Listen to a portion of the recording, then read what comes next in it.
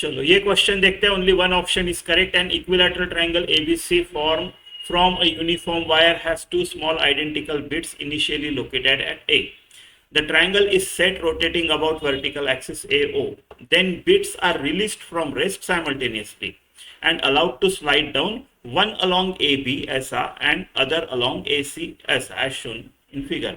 Neglecting frictional forces, the quantities that are conserved as bits slide down are angular velocity, total energy, angular momentum, angular velocity, moment of inertia. क्या इसमें से conserve होगा?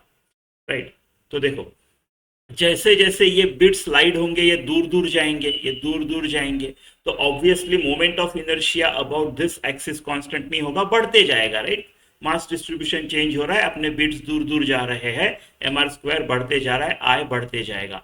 तो आई वाले option तो बिल्कुल नहीं हो रहे हैं. Angular velocity, angular momentum conserve होगा. Angular momentum about this axis of rotation ये कंजर्व होगा. राइट.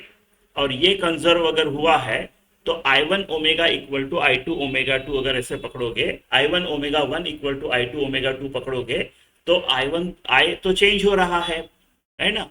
तो ओमेगा भी चेंज होगा, I बढ़ेगा, ओमेगा कम होगा. राइट. तो ये भी नहीं आपका ऑप्शन ये. अब देखते हैं एंगुलर मोमेंटम कंजर्व कैसे होगा. टोटल एनर्जी कंजर्व होगी, उसमें कोई डाउट नहीं है. राइट. क्योंकि आपका फोर्सेस कौन से है यहाँ पे, फ्रिक्शन इग्नोर करना है. अगर फ्रिक्शन इग्नोर नहीं करना होता तो energy kinetic plus potential energy conserve नहीं होती. बट अभी kinetic plus potential energy mechanical energy conserve होगी, क्योंकि हमारे जो फोर्स है वो क्या है, mg है और कोई नहीं है. और ग्रेविटेशनल फोर्स एक कंजर्वेटिव फोर्स है. कंजर्वेटिव फोर्स के केस में मैकेनिकल एनर्जी कंजर्व होती है, तो एनर्जी तो कंजर्व होना ही है. राइट. तो एंगुलर मोमेंटम क्यों कंजर्व होगा ये देखते हैं अभी.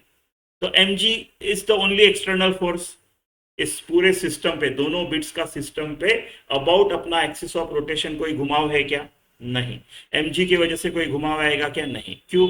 देखो, अबाउट एक्सिस ऑफ रोटेशन, ये मेरा एक्सिस ऑफ रोटेशन है, ये इधर से mg ऐसा नीचे जा रहा है. जब भी कोई फोर्स एक्सिस ऑफ रोटेशन को पैरेलल होता है तो उस फोर्स का torque about axis of rotation नहीं आता है. कैसे?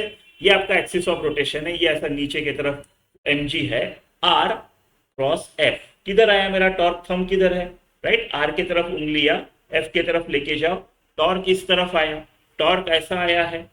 तो क्या इस टॉर्क का कंपोनेंट अलोंग इट्स परपेंडिकुलर रहेगा? नहीं रहेगा ना. कोई भी वेक्टर का कंपोनेंट अलोंग इट्स परपेंडिकुलर नहीं होता है, तो टॉर्क जीरो है. अगर एक्सटर्नल टॉर्क जीरो है ऑन दिस सिस्टम, तो मैं एंगुलर मोमेंटम कंजर्व कर सकता हूं ना, ऐसा अबाउट दिस एक्सिस कर सकता हूं. तो एंगुलर मोमेंटम कंजर्व होगा और टोटल एनर्जी इसलिए कंजर्व होगा क्योंकि हमारा कंजर्वेटिव फोर्सेस एक्ट हो रहा है और उनकी वजह से उनमें मैकेनिकल एनर्जी कंजर्व होता है ना. ऐसा. तो ऑप्शन बी.